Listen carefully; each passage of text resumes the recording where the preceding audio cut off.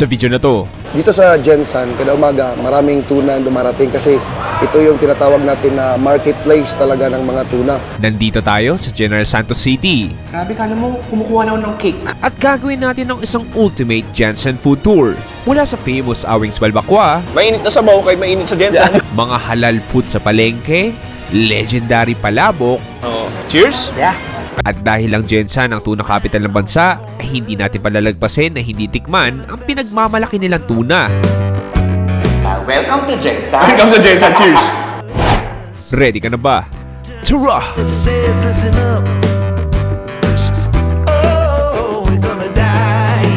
Ang General Santos City, formerly known as Dayangas, ay isang syudad sa probinsya ng South Cotabato dito sa Mindanao. Isang syudad na mayaman sa pamumuhay ng pangingisda, agrikultura at marami pang iba. At bago simulan ng ating food trip dito sa Gensan ay bumusita muna ako sa Gensan Fishport Complex para masilayan mismo ang aksyon sa pagbebenta ng mga fresh tuna.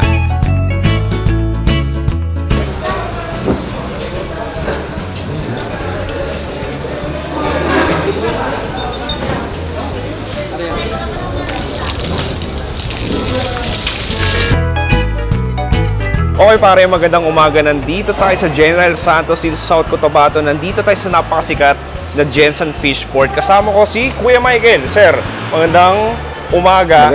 Sir, itong action natin dito sa Fishport sa Gensan, ano nangyayari dito kada umaga? Dito sa Gensan, kada umaga, maraming tuna dumarating kasi ito yung tinatawag natin na marketplace talaga ng mga tuna. So lahat ng mga tuna galing sa iba-ibang lugar sa Pilipinas dinadala dito para i-bidding, para i-auction kasi dito kasi maraming planta dito sa Gensan. So yung lahat ng tuna kayang i-cater dito. Kasi pag sa mga ibang mga lugar, pag dumagsa yung tuna, hindi nila kayang cater kasi walang magko-consume. Okay. Pero dito sa Gensan, marami kasing mga planta, kaya na iba-ibang planta ba. So kahit gaano pa karaming tuna ang darating dito sa Gensan, kayang i-consume yan. Pinansagang na tuna capital of the Philippines ang Gensan dahil sa geographical location nito. Southern Philippine lies in the tuna belt wherein there's so much tuna. This belt can sustain roughly around 3 million tons per year. That is worth about $4 billion.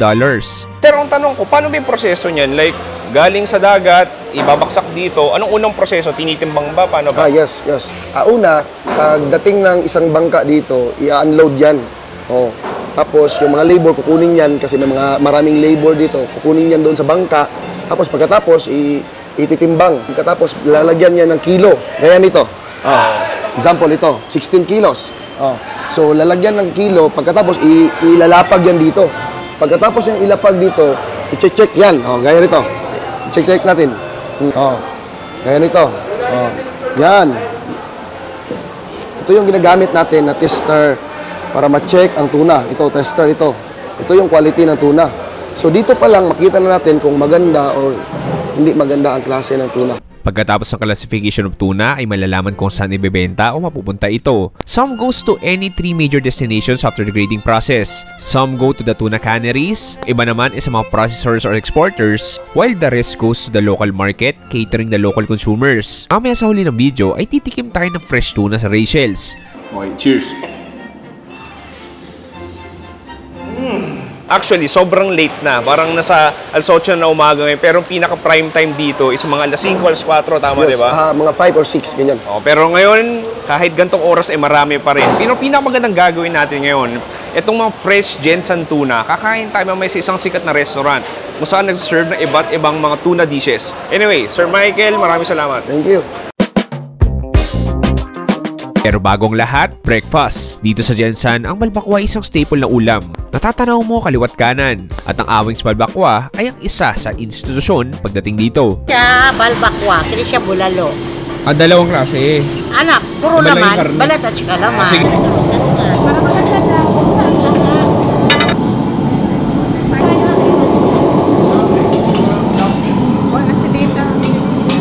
Pare, simulan natin ang isang magandang food tour dito sa Gensan. Kundi saan pa ba ang most requested Awings Balbakwa. Ate, maayong buntag. Maayong buntag, sir. Ate, gano'n nakatagal itong Awings? Artista.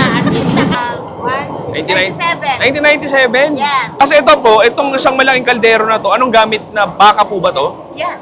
Panigurado yung mga taga Jensen, alam na to. Like, since 1997 pa sila. Makita mo to, isang malaking kaldero, punong-puno pa ng sabaw. So, refill na yan dahil medyo nauubos siya kada segundo. Yung pinaka ginagamit nilang karne is yung pinaka legs or back legs ng baka. Anyway, pare, masarap magkalimutan ng balboka dito sa Jensen. Umorder na tayo. Malaking karne, yan. Yan. Imiskan ko na po.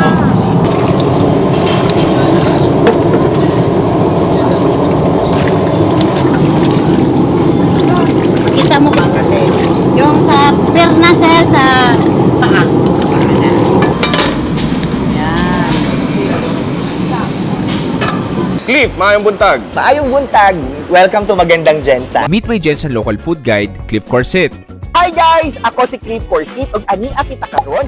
aka Cliff the Star. Isang proud local content creator who aims to promote the magandang Jensen. And makakasama ko siya dito sa Jensen series natin. Cliff, pansin ko, itong unang kainan natin, parang ang daming kumakain, no? Oo. Like, ano ba itong balbako ba? Like, normal breakfast food ba to? Balba ko kasi is parang gusto na lang mga taga Jensen yun. Gusto nila talaga yung parang easy food lang. Oh. Kasi minsan yung mga kumakain dito, tricycle driver, nasa office, estudyante, they want to make it fast. Pero bakit si Awings yung isa sa pinakasikat? Siya yung pinakasikat, unang-una dahil isa sa pinakamasarap din. Anyway, this is a great start. Yes. Umigop tayo sa baw habang mainit pa. Meron ako dito, yung akin, ito yung may karne.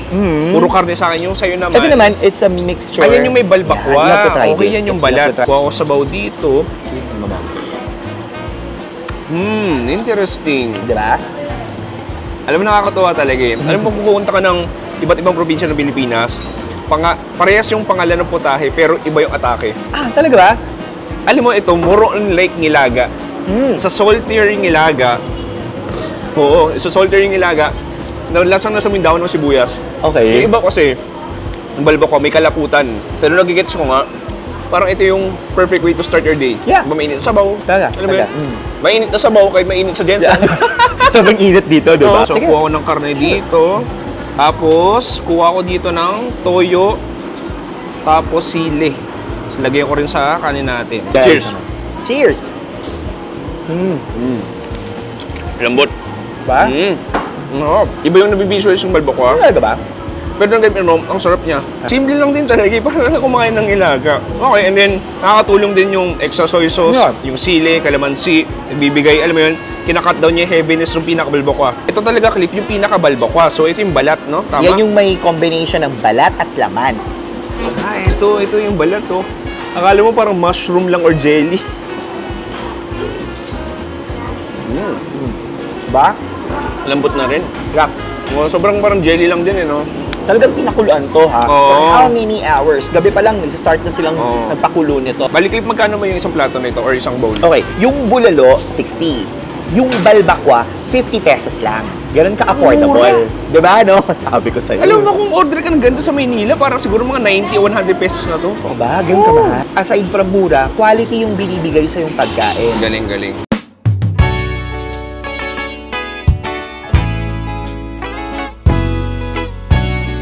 Next stops, as in plural lang stops dahil sa public market ng Jensen is sobrang dami mong pwedeng kainan. Mula sa mga pang-araw-araw na ulam, mga pagkain na halal, at mga paboritong merenda ay mahanap mo lahat yan dito. Okay pare, next stop natin. Sabi nila, pag pupunta ka ng isang probinsya ng Pilipinas, it's a must try na pupunta sa palengke nila dahil doon mo mahanap mga masarap na karinderya at doon mo mahanap mga murang pagkain. Anyway, Cliff, pare, Cliff the Star. Pops, anong pangalan ng public market na to? Anong ganap dito araw-araw? Guys, nandito tayo ngayon sa sentro talaga ng General Santos City Public Market kung saan makikita natin lahat ng madaming pagkain. May mga restaurants dito at may mga ibang snacks house din na pwede nating tikman yung mga pagkain nila. Pansin ko, Cliff, yung mga kainan dito, karamihan halal. Yes! Tapos, kanina may sinasabi ka sa akin na, Pops, pansin mo, iba ang init-init, mga naka-long sleeves. Dito pa rin kumakain, mga galing opisina. Oo, lahat ng yan. Dito kasi parang lahat dito na gusto pumunta kasi mura na. Tapos yung pagkain alam nila, tapos masarap pa. At yung isa is talagang nasa city lang siya mismo. So pwede talagang puntahan anytime. Anyway, ang dami ko nakikitang potential na pwede nating food tripan dito. Maghanap na tayo. Maghanap na tayo ng isa. Tara. Okay, next food trip natin, may nakita rin ng halal na karinderya. Nagbebenta sila ng mga bad choy, pancit, spaghetti, pero tumako ng atensyon natin is yung itong kanilang pastil. Tsaka meron tayo ditong tinatawag na Tapay. Basta ang sinabi sa akin, yung tapay daw. Kasi usually kinakain namin ito. pastil, di ba? Kahit sa Manila, sikat na sikat yan eh. Pero, sige, na-intriga muna ako dito sa tapay. Buksan Iyan muna natin, natin. buksan natin. Okay, so kanin. Pero anong karne niya? Wala. Parang fermented. Sweet and sour nga daw, sabi niya. Sweet and sour rice daw. Gusto mo tikman? Yeah. Tara, cheers. Sige, kuha tayo. Oh, wow. Oh, this is like, Parang cake. ito yung flavor na kailangan mo masanay. Ha? Oh, I mean, hindi siya para sa lahat. Hindi siya para sa akin. Pero yung lasa niya, sobrang fermented. Na may konting tamis, may sourness. Alam mo, okay. Ano yung lasa niya? Papuntang wine. Yan. Yung konting wine flavor. Feel ko masarap ito. May kasamang curry, may kasamang prito. May ulam. May ulam. Yeah. Ang next natin, ito na yung pastil. So, tigisa tayo. So, ito 10 pesos lang din. Pero syempre, nasa Jensen ka, Oo. kailangan mo kumain ng tuna. Of course. Tuna pastil. Madaming flavor pa to eh. May Oo. chicken, may tuna, at alam mo yung bago dito, parang meron din silang mushroom. Mushroom? Pang vegetarian. Yung ilalagay nila dito. Sige, on top. kuha ko dito. But this time, ito tuna to. Okay, kuha ko. Alright. Ang harap. Sarap. Of the very generous adobo flavor. Alam mo yun, garlic, toyo. Oh, nice. And then yung kanin. But for a 10 Lambot. pesos, parang sobrang sweet siya. Yung 10 pesos na pastil sa Metro Manila, hindi ako mas maliit dito. Ha? Oh, ito. Ang daming kanin eh. Nakaka-add siya ng flavor, itong dahon ng saging. Oh, nice. Anyway, may mga ilang kainan pa dito. Proceed tayo sa next food trip clip. Tara!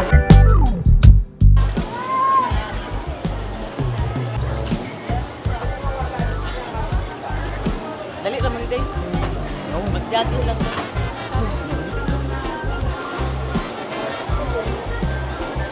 Sa harap mo talaga nila.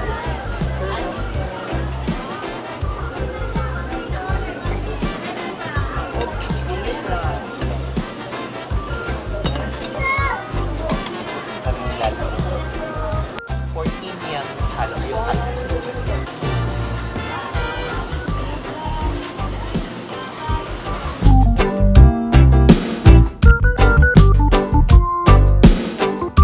Okay, tumatagaktak na ang pawis ko dito sa Jensen. Oo nga pare, nararamdaman ko na yung init yung pawis. Sabi Pero, ko sa'yo eh. pansin ko yung mga lokal dito, parang meron sila pampawi ng init. Oo. Ito yung Jensen Halo-halo. style halo-halo. Yes. Pare, overloaded ng mga ilang, binilang mo di ba? Ilan yun? 14. 14, ang dami. Like, pansin ko, ang daming prutas. May melon, Langka. may langka, may saging, tapos ang daming klase ng gulaman. Aha. Tapos pinakamaganda dyan, meron silang homemade ube ice cream. Sige, di ko alam kung paano didig At may into. leche flan. Ay, meron din. Oo, ito yung leche flan. Leche flan. Sige, di ko alam kung paano titirahin to. Ikaw na bahala kung saan mo gusto ako. Kuha na lang ako dito sa side na to. Bahala na ako na makuha ako. Rinikman ko to. Guys, sobrang init dito sa Jensen. It's really good to have. Halo-halo talaga. Sa bite na to, meron akong ube, gulaman, langka, saging, tas leche flan. Cheers!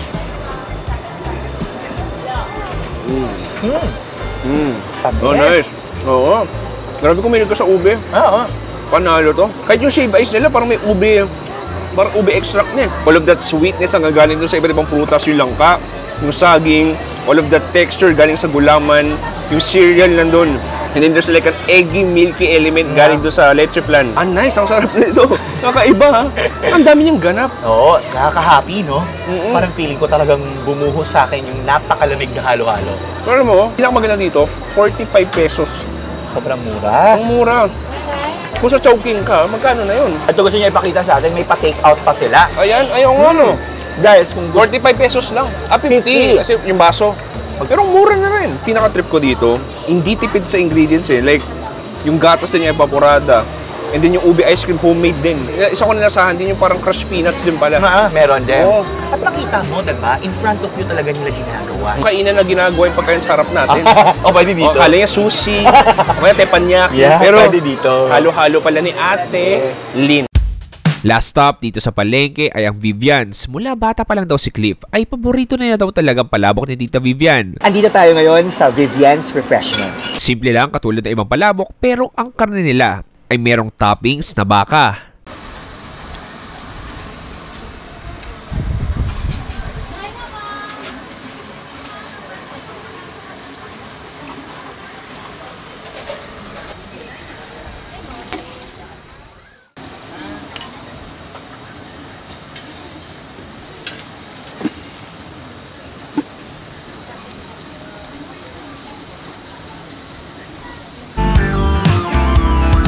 Parang pansin ko sa dinami-dami ang karinderya dito, parang isa to sa pinakamaraming tao.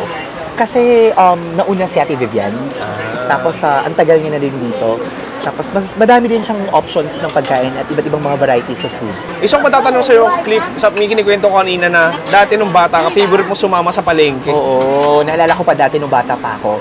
Pagka namamalengke yung nanay ko, sumasama ako. For the reason that, after mamalengke ng nanay ko, pumupunta kami dito sa may Vivian's Refreshment. Anyway, habang mainit pa, sige, tirayan na natin. So, lagyan natin ng kalamansi.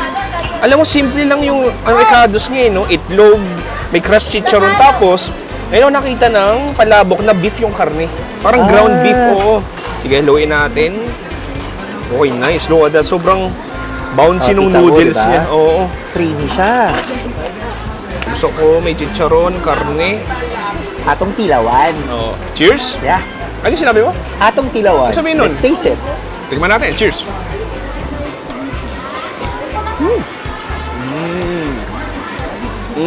Puno, diba? Ang sarap. Very straightforward clip eh. Pero yung nagpapalasa, yung parang ground beef. Oo. Parang siyang tapa. May konting tamis, di ba? And then there's like a fatty texture. And then that viscous sauce. Ah, nice. I mean, yung sauce natin, parang yung normal palabok lang din. Parang may seafood flavor, may alat. And then, medyo gooey siya. And then, the noodles natin, may konting bounce, may konting chewiness, and then the crunch yung chicharon. Oh, nice. Yung sakto lang yung sauce dun sa pasta niya. Yung dalawang klase ng karne, yung crushed chicharon, tapos yung beef. The-jive sila eh, no? Wala nung bata ka. Alam mo, Cliff, napapansin ko talaga na favorite mo to.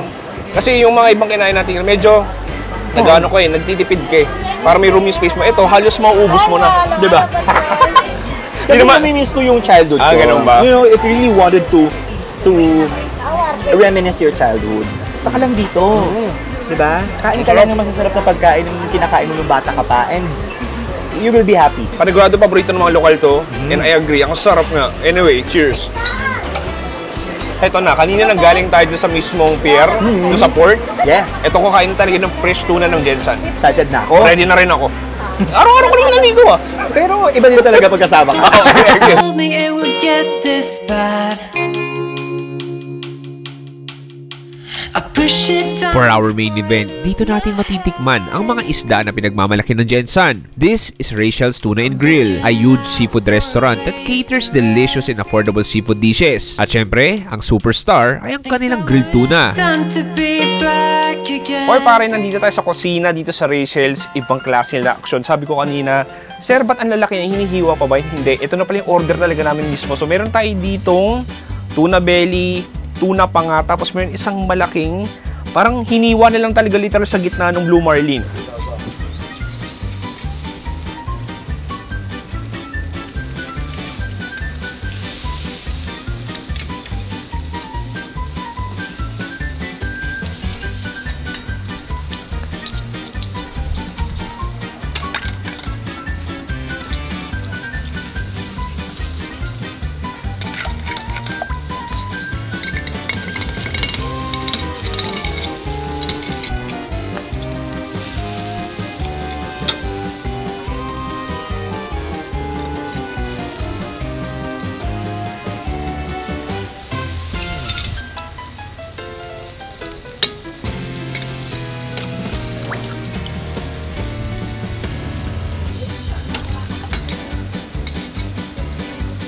Minsan lang ako dito sa Jensen, kaya dapat lubusin ko na.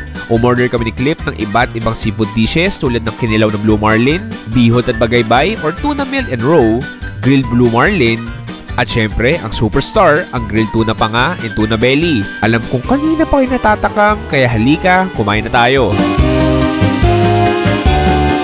Okay, Cliff, ibang klase tong pa-ending natin. Akala ko tuna lang yung kakainin natin, pero this is like a seafood heaven. Fiesta! Nalulunod na ako dito sa seafood. Hindi ko lang paano sisimulan. Alam mo, na-intriga ako. Gusto ko simulan sa kanila. Ito yung tuna drumstick daw. Kakaiba. Ito daw yung parang gills ata ng tuna. Alam mo, lahat na talaga ng pwedeng gawin nila sa tuna, nagamit nila at nagawa na nila. But this time, isa to sa pinaka na-amaze ako. Pwede pa lang gawin drumstick. Parang walang tapon. Sige, tikman nga natin. Cliff, cheers!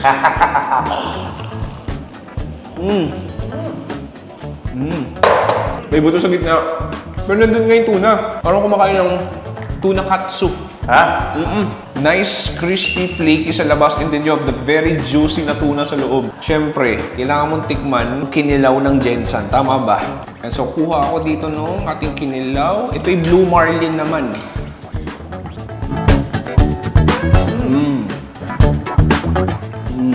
Yung luya, yung sibuyas, yung sourness nandun. Yung singkamas. Yung singkamas, oo nga, may singkamas nga. And then yung hint ng sili. Doon yung sobrang lambot na Blue Marlin. Sobrang fresh pa. Okay, next try natin to. Ito yung tinatawag na bihon.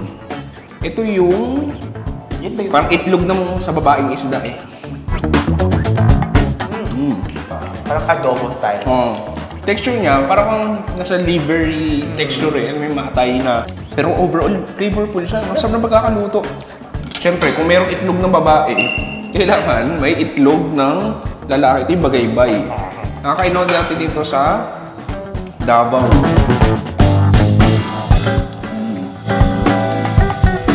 Ito mas ramdam mong itlog siya, no? Ito, parang atay na texture, pero chewy. Ito yung atay na creamy naman. Pinaksiw. Pinaksiw na Malasugi. malasugi. Sige. Grabe. Ano yung laki, no? Oh, that choke.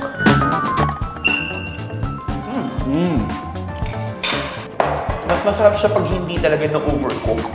No? Pero bawal ka mabusog dahil may tatlong klase pa tayo dito ng isda. Ha!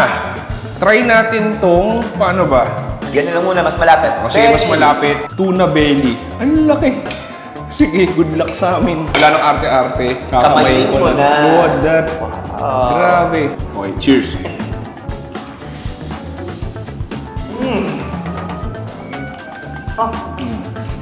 Masarap siya pag kinakaman. Oh, ibang klase ah.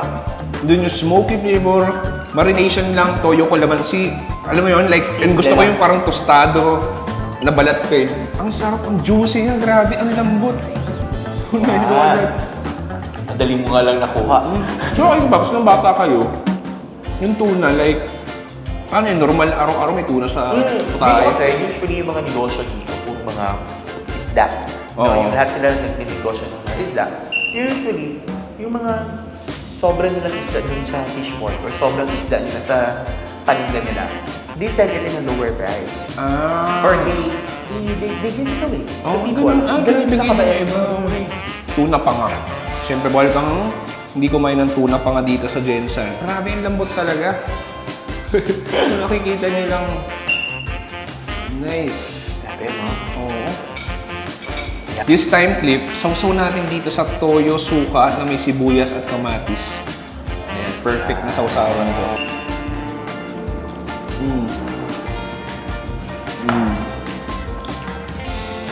Ibang lasa. Ano?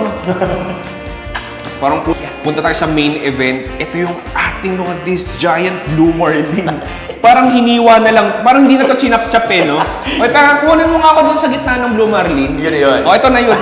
Tapos, inihaw na lang din. Sige, Clip, bahala ka na kung saan mo gusto. Ako dito, ako sa bandang. Grabe, kala mo, kumukuha na ako ng cake. Para siyang slice ng cake. O, parang sa slice ng cake. Ito sa akin na ba? Oh, that. Guys. Cliff, masasabi kong only in Jensen. Welcome to Jensen. Welcome to Jensen. Cheers! Wow! Yung nanunuot yung bawat kagat mo na sobrang sarap ng isdang to. Oo. Tapos magtatanong ka, ang klaseng isda to? Bakit ngayon mo lang natikman? Grabe, alam mo, nakakailang ng Blue Marlin. Pero ito, alam mo, simple lang siya, parang straightforward, pero into perfection pagka-ihaw. all the juices dripping sa ngipin ko, sa dila ko. And then the marination, salt, pepper, toyo, kalamansi, that's it. Pero, alam mo yung pakaramdam niya? Parang kumakain ng steak. Diba? Ang lambot. Tapos ito pala yung nakikita natin kayo mga isda sa fishport. Oo, ito. Diba? Ito yun. Grabe. Clip, bilang batang lumakas sa Jensen, ano yung parang napaproud ka? Bilang isang taga Jensen? Okay. Alam mo, Jensen kasi, kilala kami bilang home of the champions. Madaming mga magagaling dito. Magaling kumanta, magaling sa boxing, magaling sa beauty pageant, magaling sa mga reality shows. Magaling manloko. Ay, kilala mo? Hindi ako nagdadrop ng names, ha? People kasi really wanted to showcase yung galing ng mga taga-Jensen. Apart from that, madami din kami i-offer ng mga pagkain para sa mga turista. Katulad dito mga pagkain na nasa harap natin. And this is just a simple restaurant that could really offer quality ng mga pagkain. Kung sinabi, nung isip kong Jensen, unang capital of the Philippines, maraming isda daw. Okay, baka mura lang isda, pero hindi like, yung serving, yung quality, damang-dama mo eh.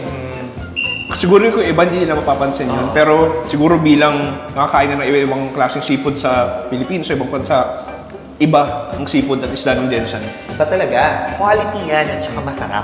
Pops, gusto magpasalamat sa sponsor ng video na to, ang Grand Summit Hotel dito sa Jensen. Grand Summit Hotel is one of the best hotels sa pwede mong pagstayan pag pumunta ka ng Jensen. They have really nice, spacious, and elegant room. Masarap na restaurant hanggang sa breakfast buffet. Meron din silang gym. Lahat ng mga kailangan ko para sa travels ko ay nandito na sa Grand Summit. Kaya naman kung mag-i-stay ka sa Jensen, masasuggest ko sa'yo ang Grand Summit Hotel. Anyway, back to the video. Okay, Pops, dito nagtatapos ang ating unang episode dito sa Jensen. Dahil sobrang init talaga. Anyway, gusto magpasalamat kay paring Cliff the Star. Pops, baka may gusto kayo promote. Yeah, follow guys my Facebook accounts. It's Cliff the Star and my TikTok, Cliff Corsi. Ay, nakalagay lang sa description below. Maraming salamat. Unang araw pa lang to. Unang episode. Busog. Mula doon sa fishport, doon sa Balbakwa, doon sa karinderya, sa may mga palengke. Grabe. Hanggang dito sa napaka-legendary na Rachel's. Yes, guys. Talagang mabubusog ka dito. Marami pa. Jensen is Jensen. Maraming salamat. Maraming salamat sa panonood. Si Chewy dito sa Jensen. Nagsasabi, stay safe, good night, and good bye. Bye! Ba't ang init dito, no? Ngayon nagigets ko na sabi nila Jensen. Kasi S-U-N. S-U-N? Oh, malapit ba talaga araw dito? Hindi. Parang sobrang ano lang siya. Parang sobrang init lang talaga na hindi mo alam kung saan galing. O tara, swimming tayo. Ate, maayong buntag ba? Ano ba? Ikaw nakaset na yung buhok mo, yung itsura mo. Hindi ko nga eh. Wala ka tulog dito. Wala ka ng retouch, no? Wala na eh. Kung pawis.